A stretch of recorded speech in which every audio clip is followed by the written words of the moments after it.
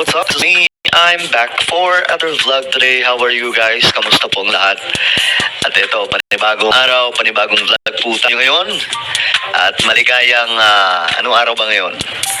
Maligayang araw ng no? At ito, pag-uusapan po natin ngayon ang pambihirang topic mga sangay na talagang kaaaliwan ng marami. Kasi putok na putok to ngayon, di ba? Marami po ang nag-uusap-usap patungkol po dito. At kung kaya naman mga sangay, ito ipagpapatuloy po natin ang serye ng buhay ng ating magiting na general na si Torre. At ngayon nga po mga sangkay, ito na nga po, naglalabasan na yung mga impormasyon at nagsalita na nga po itong si Attorney Claire Castro. Okay, nagsalita na, and we know naman kung gaano karami ang alam po niyan mga sangkay, at hindi po yan basta-bastang magsasalita nang wala pong basbas. Okay, ngayon may pasabog patungkol kay General Torre. Alam nyo ba? Alam nyo ba ang balita? Ako, mga sangkay, yung celebration ng mga DDS, mauudlot yan. Ngayon kasi, may pasabog tungkol dyan. Kaya pala ganun ang nangyari. Okay? Anyway, bago magtuloy-tuloy sa mga hindi pa po dyan nakakapag-subscribe, makikita nyo po yung subscribe button sa baba ng video na to. I-click nyo lamang po yung subscribe, i-click ang bell, at i-click nyo po yung all. Kita na nga po. Siyempre, hindi po ito magsasalita ng walang basbas. Kung saan dito niya ni-reveal ang plano. Nako. Ito na, excited din ako mga sangkay. Panoorin natin. Siyempre, we have to... Ito. We have to... Wait lang ha. Ayan. Okay. Let's go. trust the wisdom behind this, no? Okay. We have to trust the wisdom behind. Alam niyo kung sino yun? Si PBBM. Siya ang nag-iisip dyan eh. Kasi matalino si BBM. Alam niyo, may nagsasabi na si PRRD daw yung matalino pagdating sa mga plano. Naku, hindi po. Si BBM yun. Kasi sobrang lupit magplano niyan. Kita niyo ang mga nangyayari sa administrasyon. Ito, ligaw na ligaw ang lahat. Akala nila, yun na yun. Yung pala, hindi pa pala. Kagaya kahapon, mga sangkay, akala nila, yung pagkatanggal kay Torre, selebrasyon na nila. Hindi nila alam, may malaking plano. Okay? Eto, panoorin natin. Dahil hindi ito gagawin ng Pangulo kung hindi ito para sa ikabubuti ng lahat. Yun lang yun. Kasi hindi naman basta-basta nagtanggal ang Pangulo kung wala siyang dahilan at kung wala siyang magandang balak pa para sa tao na yon, di ba? Kasi ang ganda nga po ng sistema na ginagawa ngayon ni Torre, mga sangkay, sa PNP. Kaya nakakagulat talaga. So, ano ba talaga? So, anyway, pakinggan na lang natin mga clear at saka natin tingnan. Ha?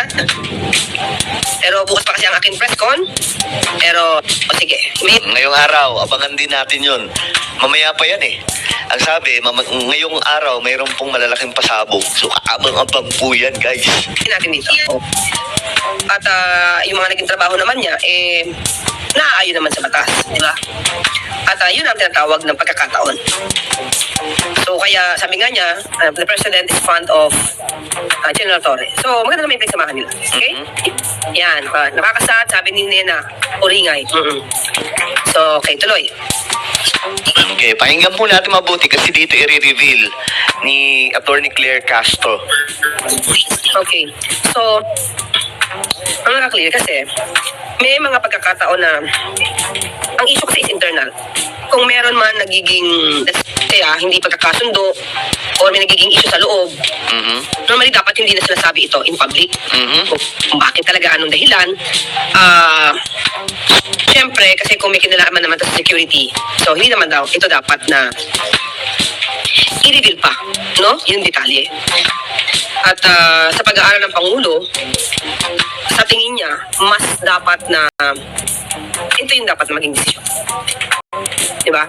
Pero hindi ibig sabihin noon na nasira naman yung kanyang tiwala kay General Torre. Kasi makikita mo naman at madidig natin sa sinabi ni Secretary John Vic na siya pa ay maaari mabigyan ng ibang trabaho Mhm. na nararapat sa isang katulad ni General Torre na talaga namang magaling. Di ba?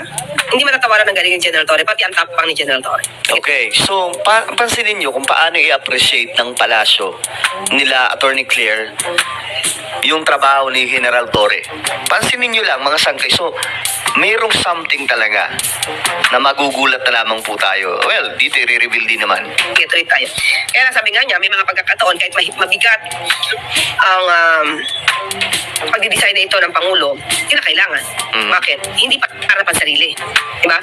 Kung hindi para mas bigyan pa ng integridad ang institusyon. Para mas maging matibay ang institusyon. Mhm. I believe PBM sa plan. Yes. Sabi ni Dina. Ito na yon mga sangkay. Dito na po i-reveal ni Attorney Claire. Yeah, oo. Siguro ganito na lang mga ka-clear. As much as we feel confused and angry, I trust that the President's prerogative. Yes, kailangan nating magtiwala sa Pangulo kasi hindi niya to gagawin Mhm. kung hindi ito'y nararapat. Mm. At may isang ipapagawa kay General Torre na mabigat. Iyon na. Iyon ang sinasabi ko. May isang ipapagawa. Ulitin natin kay General Torre na mabigat. Ulitin natin. At may isang ipapagawa kay General Torre na mabigat. Ulitin natin.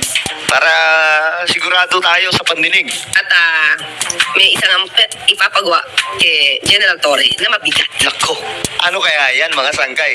Ito na ba yun? Ito na ba yung inaabangan natin na hahablot sa mga... Diba, alam niyo naman yung issue ng flood control, ng mga project ng pamahalaan na simula pa noon, ganun po ang sistema. At tila baga pinaglalaruan po yung batas ng ating bansa. Sa tingin nyo ba? Ito na yun. Siya po ang hahablot sa mga tiwaling opisyal ng DPWH, tiwaling opisyal ng mga congressman, senador, at itong mga kontratista, mga contractors, mga sangkay. Nako, matindi tong plano pala ni PBBM kay... Alam niyo naman yan, mga sangkay, na si Tory lang po talagang nakakagawa nun. Kita niyo namang nangyari kay PRRD. Hindi biro yung trabaho na iaatang sa kanya. Nako, ayan natatawa nga po si Atty.